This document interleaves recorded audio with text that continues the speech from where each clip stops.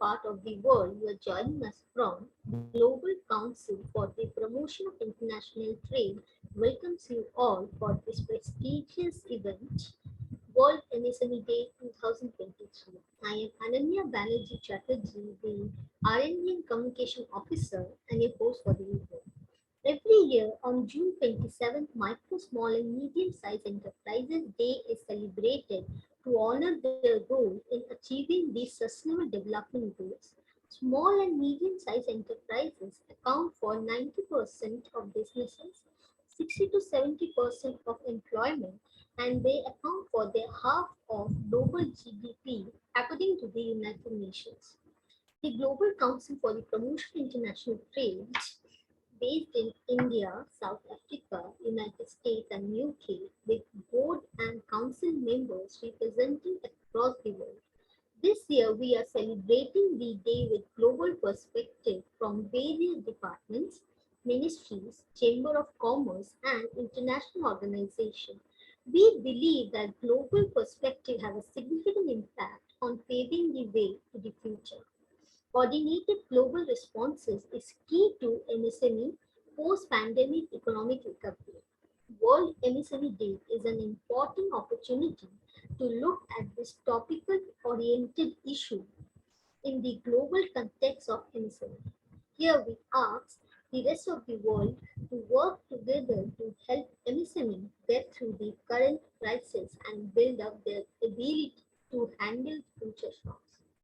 We encourage GCPIT members to create an open, fair, non-discriminatory, and predictable global trade and businesses environment that helps and encourage MSMEs to participate in international trade and businesses. So today we have a very special guest with us, Mr. Pradeep Dubey. He comes with rich experience in international business and trade development. He has served as director at EduGlobe. He is skilled in developing international business, trade, partnership, and collaboration, and has highly developed capabilities in multilingual and cross-cultural communication. He received the International Achievers Award 2021 for his noteworthy achievements in international business engagement and relationship building. He is passionate about engaging and working with people from diverse cultural backgrounds and involved in social philanthropic activities with NPOs in multicultural areas. And today he will be sharing his valuable insights on the topic international trade and investment opportunities of his country. Over to you, Mr. Dubey. Thank you, Ananya, for the introduction, and thank you for having me here, and thank you, GCPIT, for giving me this opportunity. Definitely, as MSMEs play a very, very vital role in business world. They, as you very rightly said, they account for more than 90% of businesses. In fact, 60 to 70% of employment and 50% of GDP comes from MSME enterprises only. And as the backbone of societies, everywhere they contribute to local and national economies. And they also contribute to sustaining livelihoods, in particular among the working poor, women, vulnerable groups, youth, and various weaker sections of society. So they play a very, very vital role in the social and economic domains. Coming to the Australia and the industry structure is in Australia. So I'll give you a brief introduction about Australia. So I'll go ahead with the introduction about Australia, the country I'm representing. Australia is the smallest continent and one of the largest countries on Earth. It's lying between Pacific and Indian Oceans in the southern hemisphere. And this is the geographical location of Australia. And Canberra is Australia's capital. Canberra is located in southeast part of Australia. That's between main economic hubs of Sydney and Melbourne. The population of Australia is 26 million. It's a very diversified, having people from different countries, from different cultural backgrounds. It consists more than, in fact, 270 ethnic groups. And speaking about Australia's industry structure, they largely, when we speak about the micro and small medium enterprises, the agricultural, forestry, and fishing is the sector that contributes most. That actually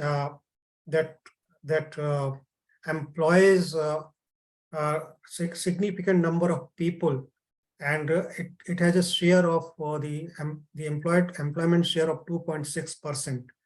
Then mining, as we know that mining is a main sector where the Australia is very, very strong. The mining sector employs 1.9% of people, and it contributes to 10% to the GDP. Then manufacturing employs around 7% people, and it contributes 6% to the GDP. Service sector is the largest employer, employing around 88.4% of people, and its share is also very, very significant, nearly 73% share in the GDP. And services is the sector where the largest number of small organizations are involved, particularly cafes, standalone cafes. They are owner-operated businesses, and contributing significantly to the country's economy, employing people and offering services. Then I'll speak about the micro small businesses scenario in Australia. So small businesses account for 97% of Australian businesses, which is even higher than the global percentage of 90. About a quarter of all Australian businesses are micro businesses. So that's a very big number.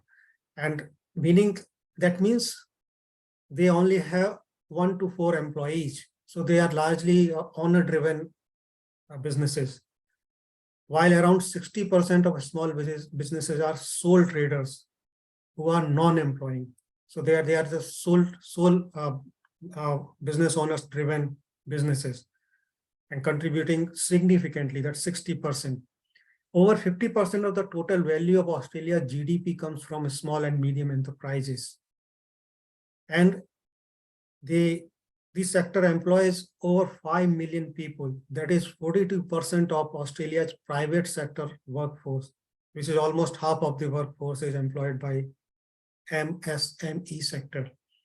Agriculture, forestry, fishing, with 82% of employment, they have the highest percentage of small businesses. Small and medium enterprises make up the Australian economy's backbone. So that's very, very, very, very evident out of the data that I have just shared. But there are many challenges preventing businesses from succeeding long term, and the biggest challenge for them is the access to funds. That's the biggest challenges that they face. Now, speaking about the government support, there are various programs and mentoring services, loan sponsorship, subsidies, rebates, tax benefits, and grants provided by government at various levels, at federal level also, and different state governments run different programs. Apart from that, when we are speaking about international trade, export, there is a program called Export Market Development Grants, which is given by federal government, the body called Austrade, And this is very, very popular among MSME export businesses. There have been very, very many, many examples when these out of this support businesses have succeeded in international markets. So this was about MSME. Next, I would like to speak about the Australia's export side.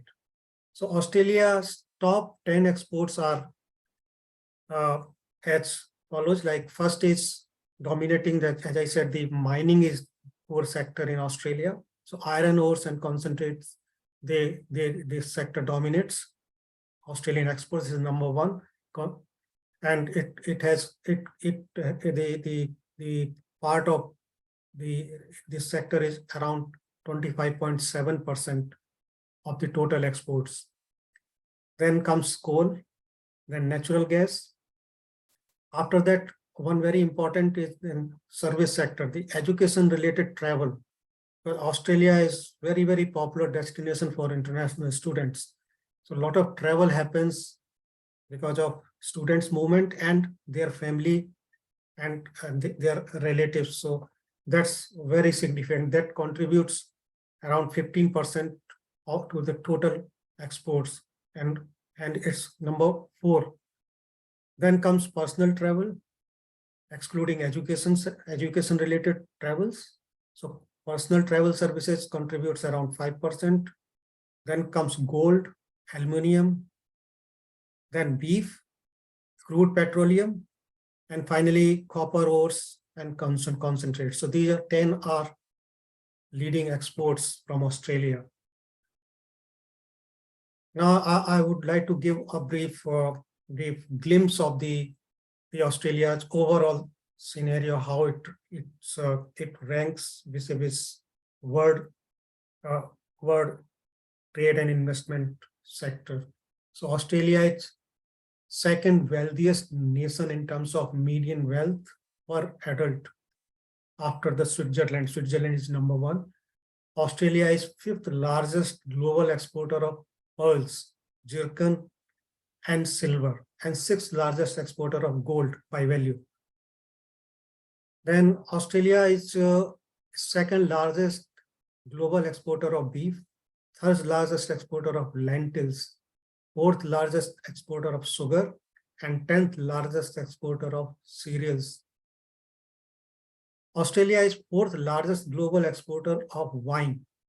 Australian wines are very, very popular, and it holds a very, very dominant position in this sector, in the sector of wine exports.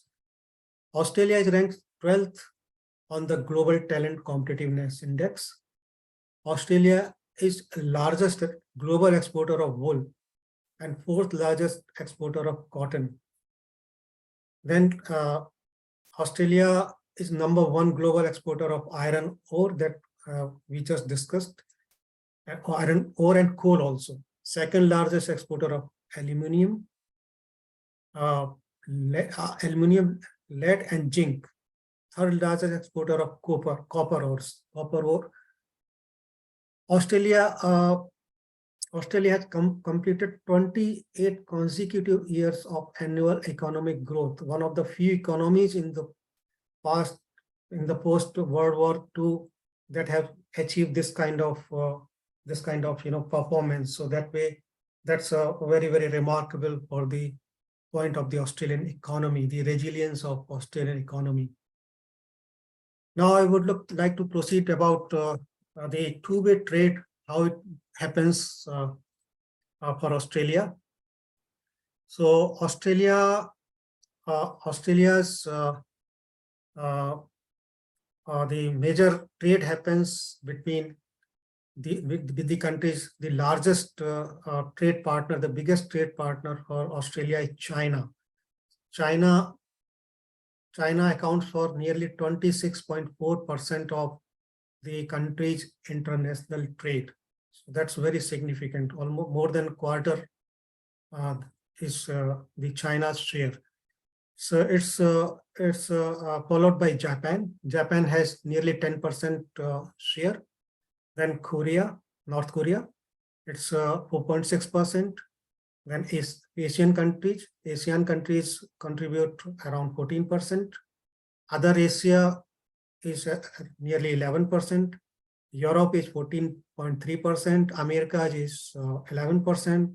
Oceanic region is 4.8%. Africa is very, very low, so that's 1.3%. Largely, the international trade, largely, if we see the whole picture, so Asia accounts for nearly 65.7% of international trade of Australia. So that's very, very significant. And Australia is very, very bullish on increasing its engagement with Eastern countries. Recently, like couple of trade deals, and which one of them is very, very popular, that has been signed with India. So that way, Asia, the international trade potential and the activity in the between Australia and Asia is quite high. It has a very good potential. Then I would like to speak about the when we were talking about two-way trading. So particular countries. Number one is China. Then comes Japan. Japan is nearly 10%. Third is USA, which is 8.6%. Korea, it's followed by Korea, 4.6%. Then Singapore is 3.7%. Then our neighbor, New Zealand, is 3.4%. United Kingdom is 3.54%, same. India is again same, 3.4%. Malaysia is 2.8%. Thailand is 2.8%. So these are 10 top countries having two-way trade with Australia. Then free trade agreements and Australia's trade and investment framework, I would like to speak about that. So Australia has an active agenda of negotiating, implementing, reviewing, and advocating bilateral and regional free trade agreements. That is significant trade and investment opportunities for the country and for the international businesses, and that also supports multilateral liberalization efforts. Australia currently has 14 free trade agreements. Most of these are bilateral. 2 are regional agreements. Regional free trade agreements, they facilitate seamless trade and investment between businesses and the parties. Australia is also working hard to negotiate few FTAs that open entirely new export and investment opportunities. The country has a goal of increasing the coverage of Australia's two-way trade with free trade agreements partners to around 90% of total trade by 2023. That's a very, very ambitious target Australia has. I would like to now say about the free trade agreements that are in force. So Australia has 16 regional and bilateral free trade agreements as on March 2020, including new agreements with Hong Kong and Peru, and latest that was signed in this year only with United Kingdom. Then there is a regional comprehensive economic partnership agreement, that's RCEP. RCEP is a regional free trade agreement which builds upon Australia's existing agreements with 14 other Indo-Pacific countries. It entered into force on 1st of January 2022 and will be the world's largest free trade agreement by members' GDP when successfully ratified by all the parties. So this is a very, very significant agreement between Australia and many East Asian countries. I would like to here I would like to give a specific reference of a new trade agreement between Australia and India, which is very high between both the countries. So this called ACTA, ACTA, was entered into force on 29th December last year, 2022. And it's very, very significant. Like 85% of Australian goods exported to India are now tariff-free. And it's rising to 90% over the next 6 years. And 96% of imports from India are now tariff-free. That figure that will reach 100% in 4 years. So that's kind of the free trade arrangement is going to be between both countries. Speaking about Australia and India trade uh, status, India is Australia's sixth largest trading partner, fourth largest export market, and second largest export market for education. Education, as I said, is very, very important part of Australia's international trade of services. So I would like to speak specifically on international education sector. Top 5 source countries for international students for Australia are number 1 is China, followed by India, then Nepal, Brazil, and Vietnam. So international education is a sector where that gives a lot of opportunity to MSME businesses to set up their business at various levels. It can be in the form of some joint venture, in the form of some investment proposals between both the countries, their countries and Australia. And it can be in the form of like representing Australian universities in their countries. They can set up a business and can start working and for the students of their own geographies. Now I would like to move to the investment part, Australia's investment landscape. Foreign investment plays an important role in the Australian economy. There are a number of types of foreign investment portfolios. Direct investment, it can be in the form of direct investment, FDI, financial derivatives, and other investment, for example, loans and reserve assets. Portfolio investment includes the purchase of securities, such as stocks or bonds or equity, and debt transactions, where the investor does not gain any control over the operation of the enterprise. This is the large type of investment overall for Australia and many other developed economies.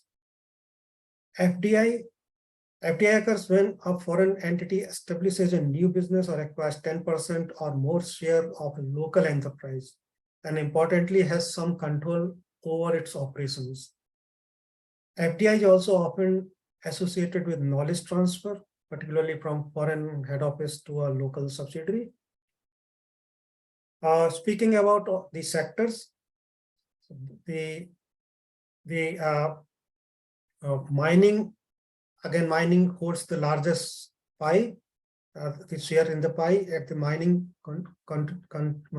contributes around 365.5 billion of the investment, and it's followed by investments in manufacturing, which is 107.7 billion.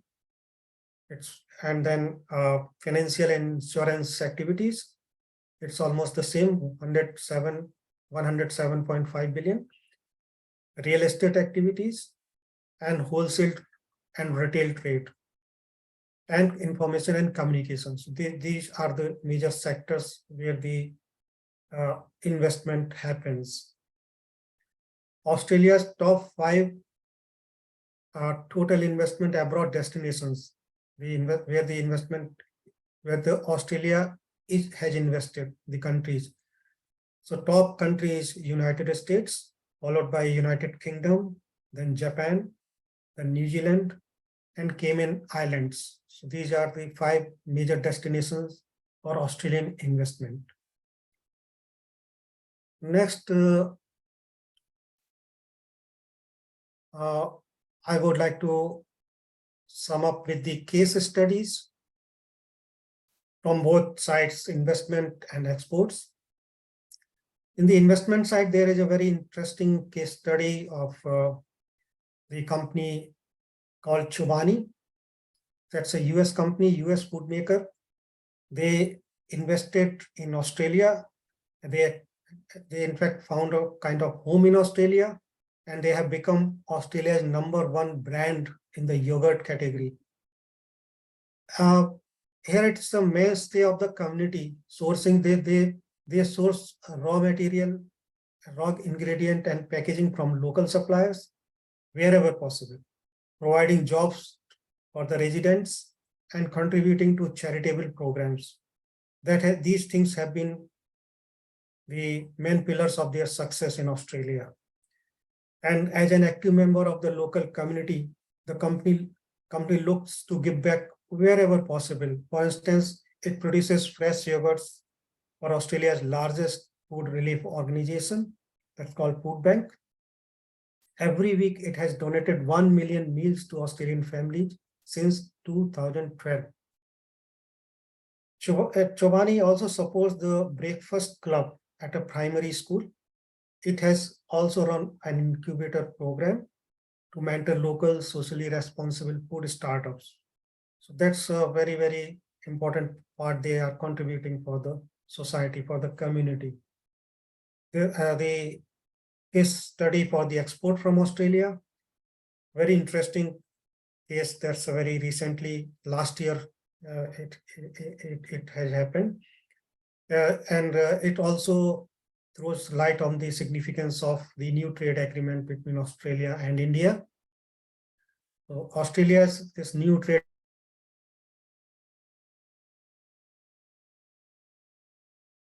winters. In mid 2022 last year, they shipped first order for over 14,000 bottles of own label wines to Delhi.